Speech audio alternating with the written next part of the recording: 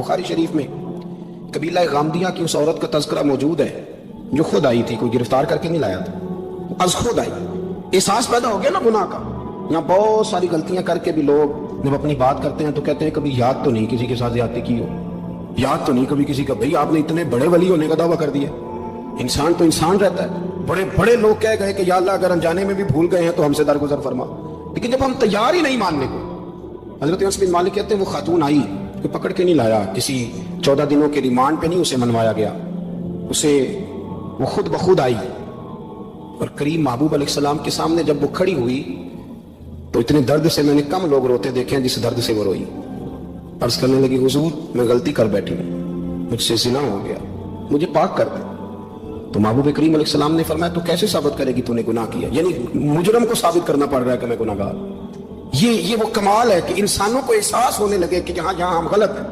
جب اعتراف جرم ہوتا ہے، جب بیماری کی تشخیص ہوتی ہے تو پھر اس کا علاج بھی ہو جاتا ہے. حضرت انس بن مالک کہتے ہیں وہ عرض کرنے لگے حضور میرے پیٹ میں ناجائز بچہ ہے. حضور نے فرمایا جا جب بچہ پیدا ہو تو پھر آنا. وہ 8 ماہ کے بعد آئی تو اس کی گود میں پھول سا بچہ تھا. حضور نے فرمایا واپس جا، جب روٹی کھانے لگ جائے تو پھر آنا. وہ 2 سال 2.25 سال دودھ پلاتی رہی. پھر جب آئی تو بچے کے ہاتھ میں روٹی کا ٹکڑا تھا. کریم محبوب صلی اللہ تعالی علیہ وسلم سے آ کے جب اس نے بات کی تو وہ درد سے روئی، کہنے لگی یا رسول اللہ 3 سال ہونے کو ہیں، میں نے گناہ کیا ہے، میں ساری رات سو نہیں پاتی.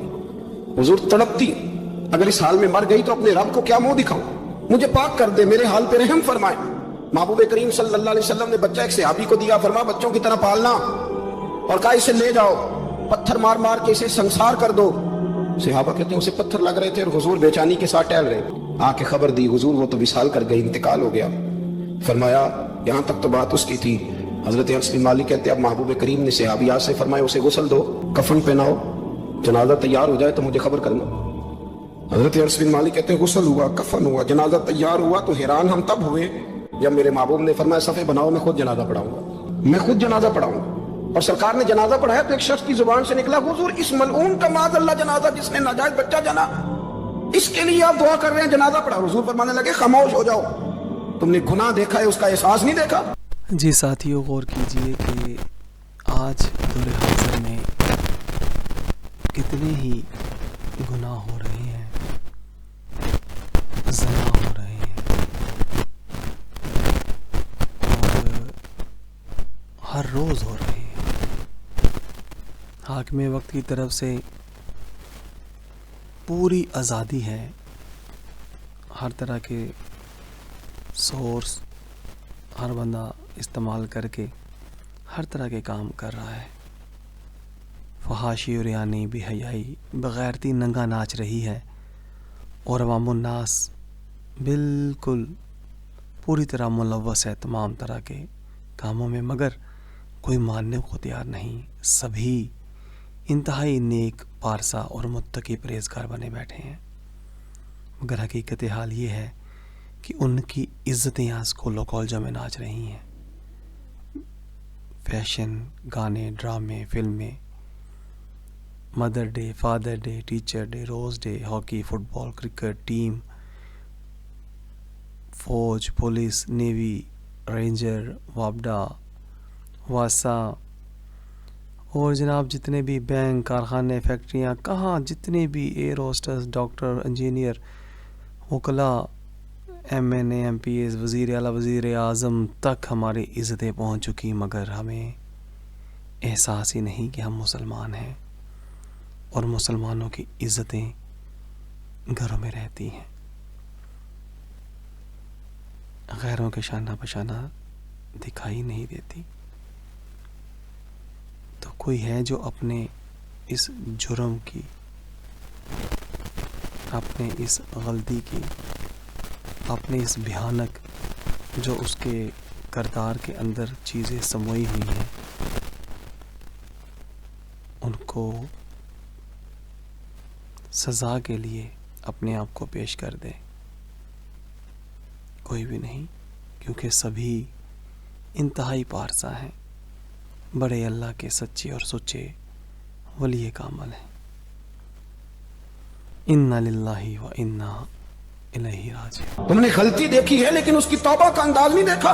और साहिब कंजुल उम्माल ने ये लफ्ज नकल किए हैं कि करीम महबूब फरमाने लगे उसने तो ऐसी शानदार तौबा की है कि अगर मैं अपनी सारी उम्मत में बांट दूं तो अल्लाह सबकी मगफिरत फरमा देगा। एहसास जब पैदा हो जाता है ना अपने दिल के अंदर कि यहाँ यहाँ मैं गलत हूँ, इन्नल अब्दा इज़ा तरफा सुम्मा ताबा ताबल्लाहु अलैहि और कमा क़ाल नबी सल्लल्लाहु अलैहि वसल्लम रवाहु मिशकात। हुजूर ने फरमाया जब कोई बंदा कहता है ना अल्लाह मैं भूल गया था और फिर वो तौबा करता है तो रब उसकी तौबा को फौरन ही कबूल फरमा लेता है। पहली बात यह कि अकायद को मजबूत रखें, मजबूत अकायद। और ये जो आजकल एक और माहौल चल रहा है को थोड़ा इधर को थोड़ा इधर, अकायद वही दुरुस्त हैं जिनकी तशरीह शेख अब्दुल्लाह के मुहद्दिस देलवी ने फरमाई। अकायद वही दुरुस्त हैं जिनकी बाबत हज़रत मुजद्दिद अल-फ़िसानी लिख गए और उन सब को अगर खुला करके बयान किया तो इमाम अहमद रज़ा फाज़िल बरेलवी ने बयान किया। इन्हीं बुजुर्गों की बातों को खोल कर हमारे सामने रखा। मजबूत अकायद की जिंदगी गुजारे। और दूसरी बात, अगर कभी कोई गलती हो जाए फिर उसका एहसास पैदा करें, फिर उससे तौबा करें। तीसरी बात जो फलाह इंसानियत के लिए बड़ी जरूरी है वो ये है कि थोड़ा एहसास पैदा करें दूसरों का। मेरी जिंदगी मेरी जात से शुरू होती है, मेरी जात से। मेरे से हंस के बोलो, मेरी बात मानो, मेरे पीछे चलो, मेरे आराम में खलल ना आए, मेरी तबीयत के मुताबिक। भाई आपकी तबीयत के मुताबिक चले तो फिर तो आप बहुत बड़े खुदगर्ज हुए कि आपने सिर्फ अपने लिए सोचा। महबूब करीम का कमाल ये था कि हुजूर ना दूसरों का बड़ा एहसास फरमाते थे। आप बुखारी मुस्लिम की वो हदीस पढ़ें तो हैरान हो जाएं कि सरकार फरमाते हैं मैं जब नमाज की नीयत बांधता हूं तो मेरा दिल करता है मैं लंबी नमाज पढ़ाऊं। जब मेरा किसी काम करने को दिल करे तो फिर मैं सारी दुनिया को चलनी पड़े तो मैं कर जाता हूं। लेकिन हुजूर फरमाने लगे कि मेरा दिल करता है मैं लंबी नमाज पढ़ाऊं, लेकिन फिर मेरा ख्याल आता है कि पीछे बूढ़े भी हैं, बीमार भी हैं, बच्चे भी हैं। या रसूल अल्लाह, नमाज अल्लाह की और ख्याल बंदों का। फरमाया मैं बूढ़ों, बीमारों और बच्चों का ख्याल अल्लाह की नमाज को मुख्तसर कर देता हूं। एहसास जब तबीयत हमारे यहाँ ना तेजी के साथ एहसास खत्म हुआ है, तेजी के साथ हमने इतनी नफी शुरू की। हमारे तो अहले तसव्वुफ में इल्ला माशाअल्लाह अब तरबियत का तरीका यह है कि सिर्फ मैं हूं, मेरे सिवा कोई भी नहीं। हालांकि तरीकत तो इसका नाम था कि मैं नहीं बाकी सारे ही।